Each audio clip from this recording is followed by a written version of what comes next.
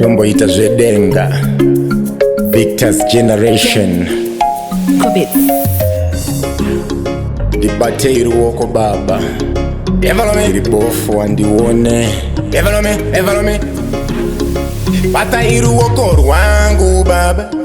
Ndiri bofu wandione Baba muzandisi yandiga Ini muzandisi yandiga Batai Ruoko Rwangu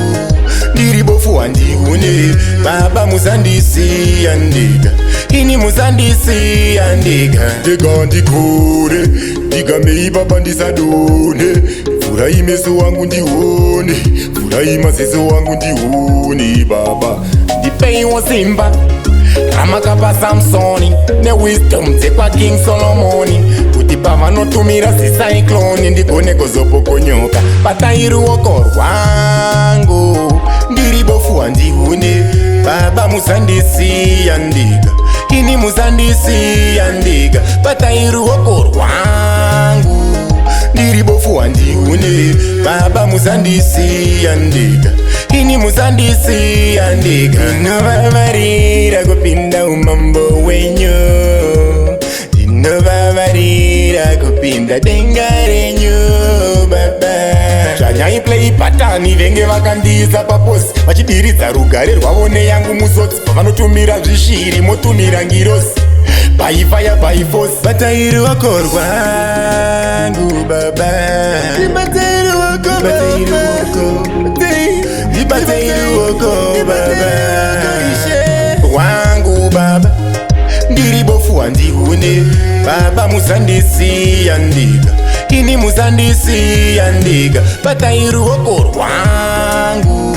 Ndiri bofu wandiune Baba muzandisi yandiga Ini muzandisi yandiga Dega ndikure Diga mei baba ndisadone Furahi meso wangu ndione Furahi mazezo wangu ndione baba Dipei wa Simba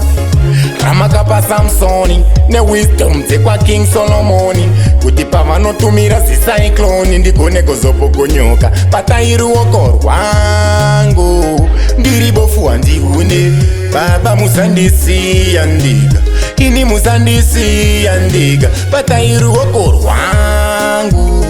Ndiri bofu wandiune Baba muzandisi yandiga Ini muzandisi yandiga Inovavarira kupinda umambo wenyu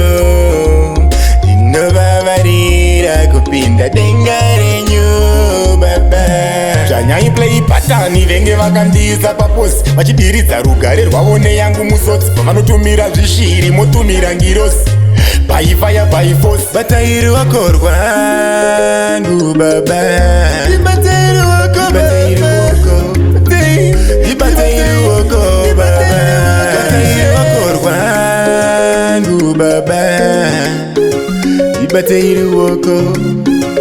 Batai Ruoko baba